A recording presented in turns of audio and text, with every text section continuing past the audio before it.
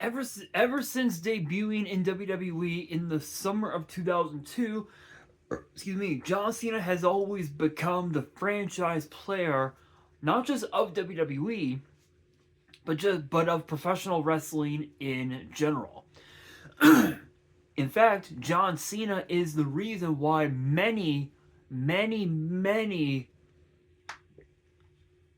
talent, many incredible talent have aspired to want to be in professional wrestling in the first place, including guys like Javon Evans, who we saw last night on SmackDown pick up a huge win over the Miz, and also a a huge sensation on the independent scene by the name of Tommy Invincible. Big shout outs to him. Probably isn't watching this video, but that is okay. But if he is watching, shout outs to you. Can't wait to see you on the in the potential third season of WWE LFG, which we do have breaking news on that, but that's for a future video, and it's going to shock everyone to their very core. You might see that in tomorrow's video. Who knows? But with that being said, today's video we are going to be celebrating John Cena's 23 years of being in WWE by revealing the top 5 greatest championship wins of his entire career. Now I do want to point out that some of these are my personal opinion. The rest of them are pretty much what fans are basically what fans believe to be the greatest championship wins of all time. There are a couple of honorable mentions that I do want to bring up, and the first honorable mention is his first WWE championship run. Is his first WWE championship win, which was against JBL at WrestleMania 21. 2005 became a very crazy year for John Cena in WWE. In 2004, he was battling Booker T over who was the undisputed United States champion. Obviously, John Cena earned the opportunity to challenge JBL for the WWE title of WrestleMania 21, to which he capitalized on that opportunity and had a stellar year as WWE champion. However, many people believe that after Edge won Money in the Bank, had cashed in Money in the Bank on Cena, many people believe that his first championship run was a little lackluster, solely because there wasn't a big storyline that he had in 2005. But in reality, he had a pretty good storyline rivalry with Chris Jericho and Eric Bischoff that lasted well over a year. Funny enough, this literally lasted about 9 to 10 months. I want to say about 8, 9, 10 months, somewhere around there, and it ended with John Cena hitting Eric Bischoff with an attitude adjustment, and we saw Vince McMahon put Eric Bischoff in the back of a garbage truck. So yeah, that's one honorable mention. The other honorable mention that I wanted to bring up is his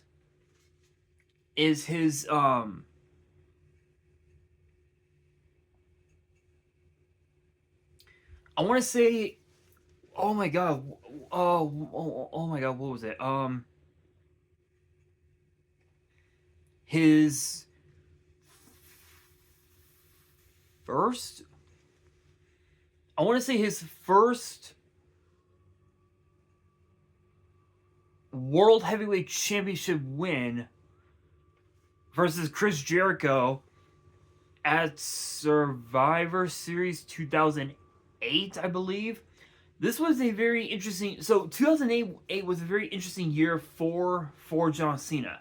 In 2007, he suffered a torn pectoral injury at the hands of Randy Orton, the doctors told John Cena he would be out of action for about 8 to 10 months, for about 6 to 10 months. Son of a bitch came back in 4 months, returning in the Royal Rumble match, and he won the whole thing at number 30. So yeah, there was that. He ended up cashing in his opportunity pretty damn early by challenging Randy Orton at a pay-per-view called No Way Out. Was it No Way Out? Yeah. Was it No Way Out or on Raw? It was one or the other, and that match ended via a disqualification because Randy Orton decided to slap the referee for no reason whatsoever, because he knew that he was going to lose the title to John Cena later on in that match. This obviously led to Triple H earning his opportunity at the WWE title, which then culminated at WrestleMania. Later on that year comes the summer. The summer in 2008 became a very interesting time for John Cena, as he and Batista ended up becoming tag team champions, only for them to lose those titles a couple weeks later. This led to them having an incredible one-on-one match that ended very shockingly, as John Cena's neck got hurt at the hands of Batista, and it didn't end so well for the multi-time world champion. He came back less than a few months later and became world heavyweight champion, and had a pretty good run that lasted until February at No Way Out. At No Way Out, or was it called Elimination? I think it was called Elimination Chamber in 2010. In 2010, where John Cena got eliminated from the Elimination Chamber by Edge. Or actually, wait a minute, 2009. Yeah, 2009 was called No Way Out. So No Way Out. 2009, Edge eliminated John Cena from the Elimination Chamber, only for him to regain the title at WrestleMania. So he had a pretty decent run as world champion, but again, the only big storyline that he had with the title was against Edge. So big shout outs to John Cena for having such an incredible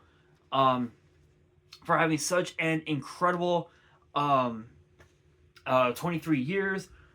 And let's get down with the top 5. Kicking things off at number 5 is his first reign as tag team champions, teaming with Shawn Michaels versus Rated RKO on Raw on February 26, 2007. 2006 became a very, very chaotic year for John Cena in WWE.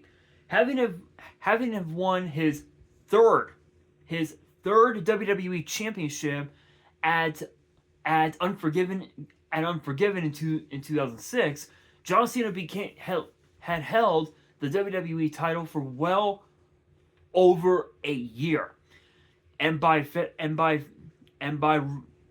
time we got to WrestleMania season, management thought it was a good idea to have Rated RKO, Edge, and Randy Orton defend the World Tag Team titles against Shawn Michaels and John Cena. Initially, it was supposed to have been Shawn Michaels and Triple H, known as D Generation X, becoming tag team champions against Rated RKO. But because of Triple H's quad injury, that did not come to pass, as Shawn Michaels needed a partner. That partner ended up being, you guessed it, John Cena himself, and they went on to become tag team champions. However, Shawn Michaels obsession for being in the main event of WrestleMania consumed him and challenged John Cena for said WWE title at WrestleMania 23 inside Ford Field in Detroit, Michigan. Excuse me. They actually had a pretty decent run as tag team champions, which lasted until the night after WrestleMania, where they were forced to defend the tag team titles in a battle royal against every tag team on Raw, SmackDown, and ECW. Shawn Michaels ended up turning his back on John Cena because of the fact that he lost to Cena the previous night at WrestleMania, and the Hardys went on to become tag team champions. I will say that this that this run as tag team champions, it was really good. It was such a crazy run for John Cena and Shawn Michaels because they were given the opportunity to face off at No Way Out in 2007 against two incredible talent, Batista and The Undertaker. Undertaker had won the 2007 Royal Rumble by eliminating Shawn Michaels, and Batista had an incredible run as World Heavyweight Champion, which lasted for quite some time. Again, lasted until WrestleMania 23. Undertaker goes 15-0. The only problem that I had with this run as tag team champions was that this run didn't last longer than it should. Like, it only lasted about 2 months. So they had a pretty decent run, but the only good storyline that was within that reign was their match at No Way Out, and then their rematch versus Rated RKO for said tag team titles, which did not go well for Edge and Randy Orton. I feel like if this title reign had lasted another 4 months, maybe 100% that reign would have been stellar. But it was pretty good It was pretty good for what it was worth. That brings us to the number 4 spot, and it is John Cena's third WWE Championship versus Edge at Unforgiven 2006.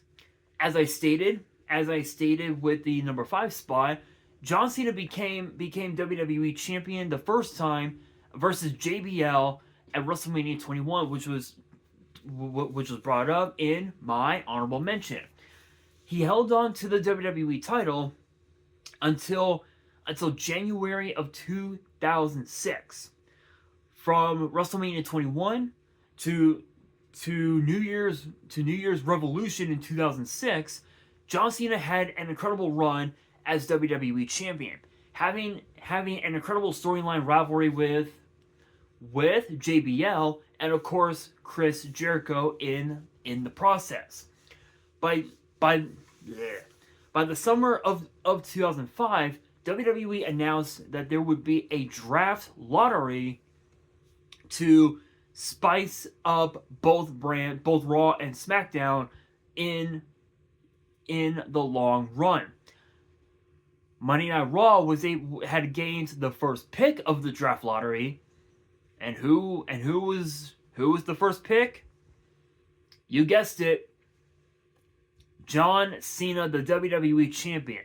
SmackDown ended up getting the final pick of the draft lottery, which ended up becoming the World Heavyweight Champion, Batista, moments after JBL won a Fatal 4-Way to be crowned the SmackDown Champion. Now, unfortunately, no one knows what the SmackDown Championship looked like because it never saw the light of day. But if you guys do have any ideas of what it looked like, message me on my Instagram. I really would love to take a look at what the championship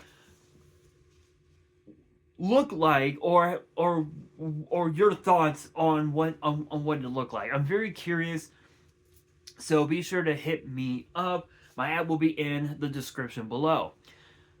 So by the winter of 2005, the end of 2005, John Cena had already been in a series of rivalries with multiple superstars, including guys like Shawn Michaels, Carlito, Kurt Angle, Kane, and the masterpiece Chris Masters. This led to Eric Bischoff announcing that John Cena would defend the WWE title against those five men inside the Elimination Chamber. John Cena pinned Carlito to retain the title, but that did not last long because Edge cashed in Money in the Bank and became WWE champion.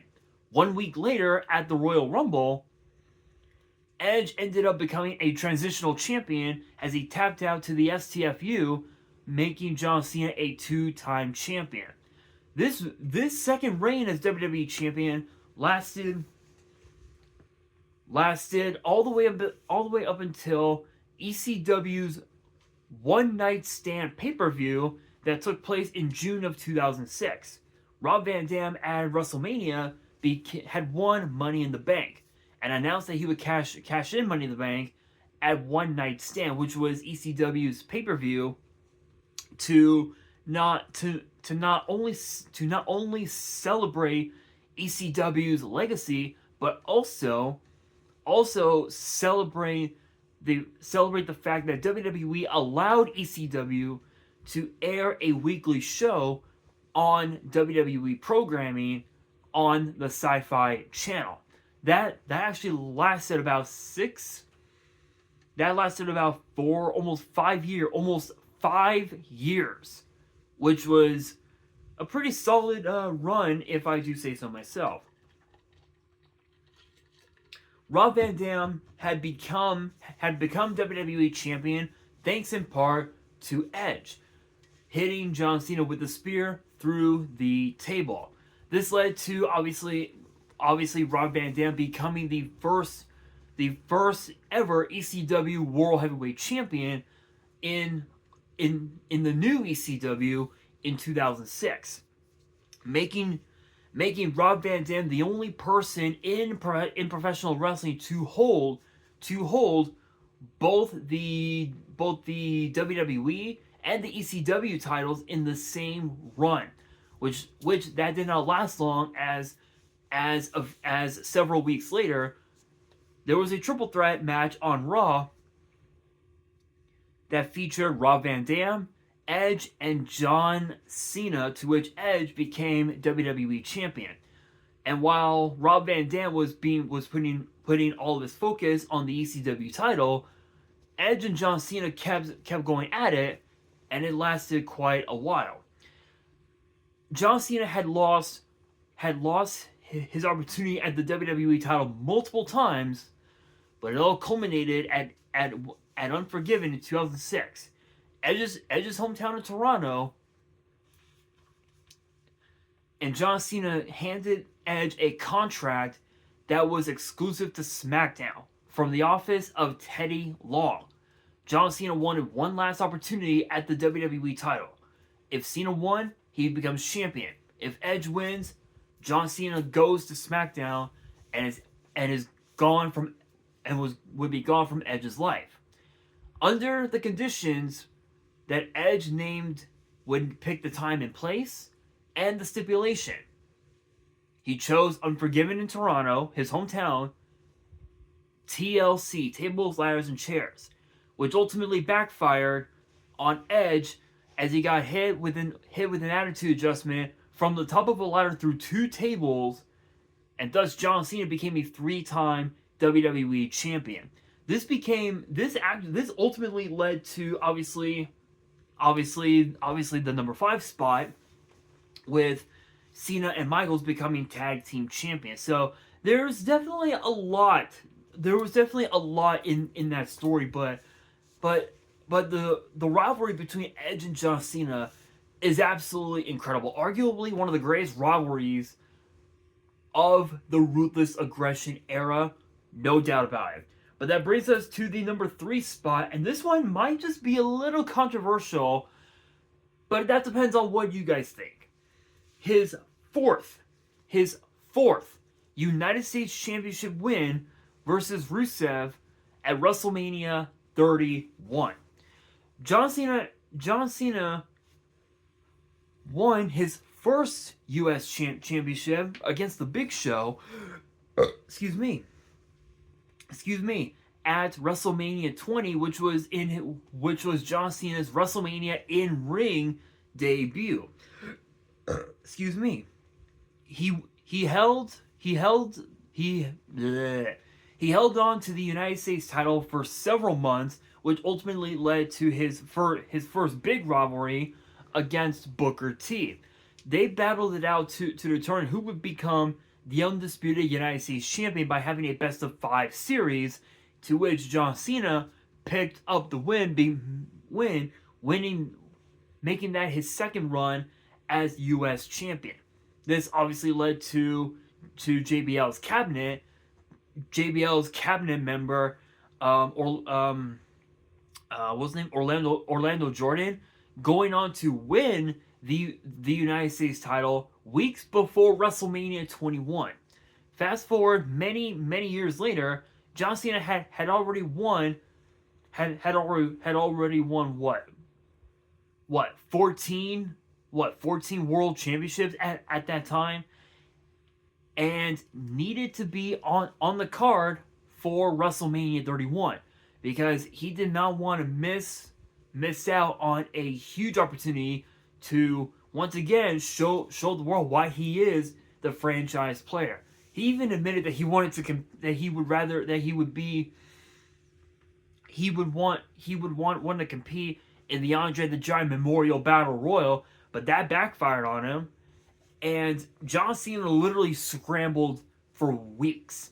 This ultimately led to Rusev showing up, and John Cena demanded an opportunity at the title and earned it at Fastlane. That ultimately backfired as John Cena passed out to Rusev's accolade. This ultimately led to John Cena making Rusev's life a living hell, which forced Lana, Rusev's actual wife, to tell John Cena, okay, you want the rematch, you got it. You will get the rematch at WrestleMania. And John Cena made the best of it by becoming the first person to pin Rusev in one-on-one competition, thus breaking Rusev's undefeated streak, because he was undefeated for well over a year. So that tells you a lot about how much potential Rusev had in WWE. John Cena, the very next night, decided to host a U.S. Open challenge where anybody could show up and challenge for the United States Championship. And from that and for the latter part of 2015, multiple superstars showed up, including guys like Kevin Owens, Sami Zayn, Rusev, Cesaro, Sheamus, Big E, and many others. However,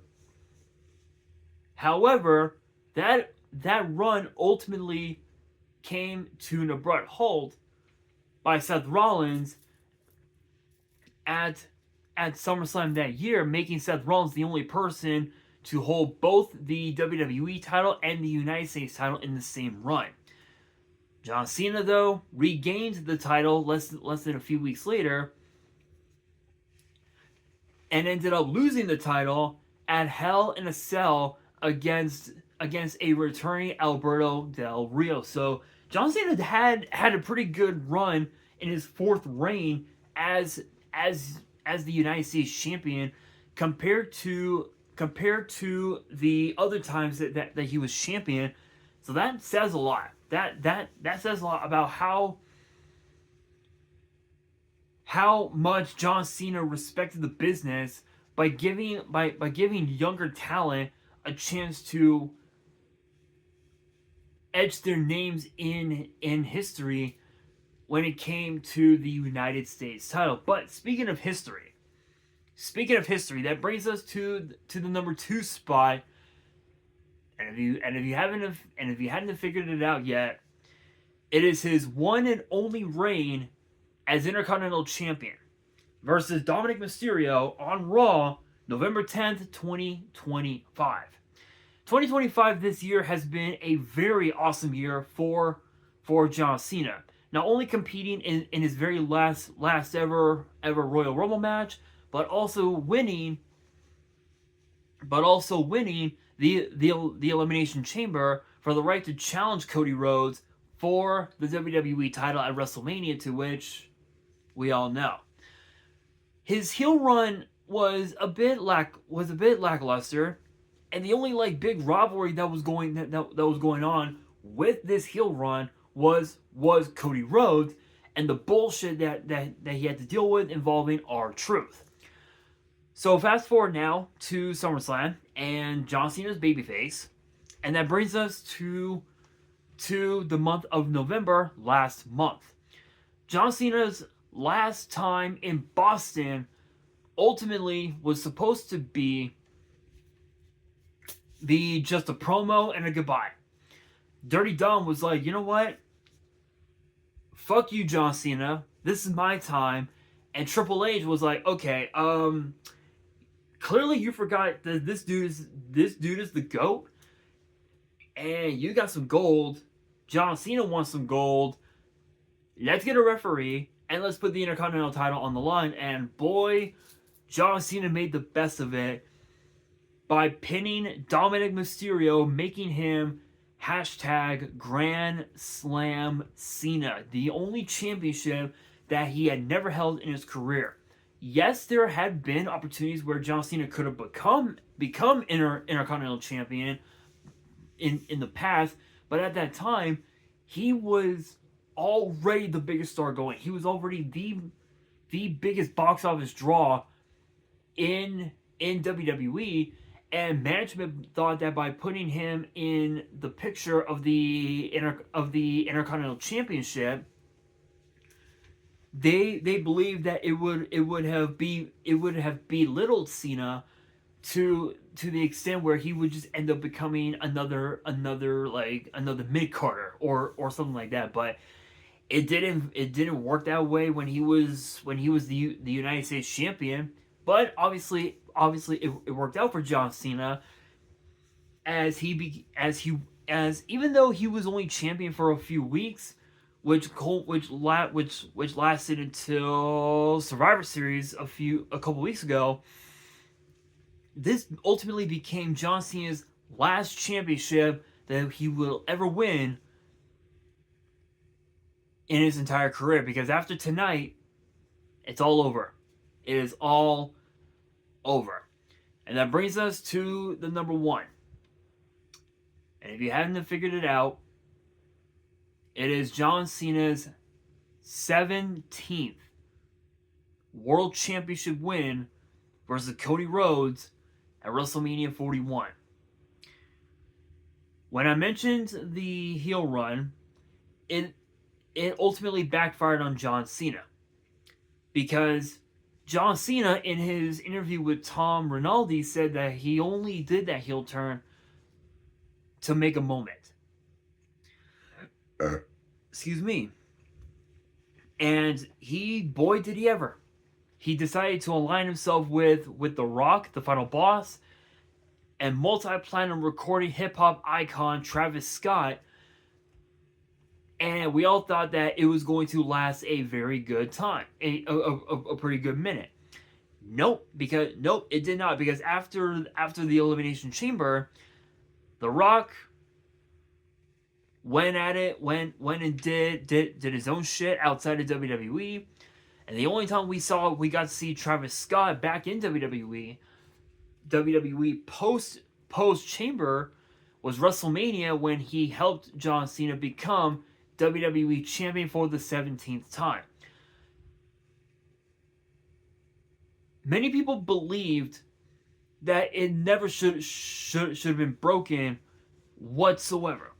However, John Cena wanted to break the record and go for 17, so that way when someone in the future became an 18-time champion, he would be able to shake the hand of the person that did it. And right now, it's all eyes on both Charlotte Flair and Randy Orton, because people forget they are both 14-time world champions, and one of them could potentially do it. In fact, I believe it's. In fact, many people believe it's all eyes on Charlotte Flair.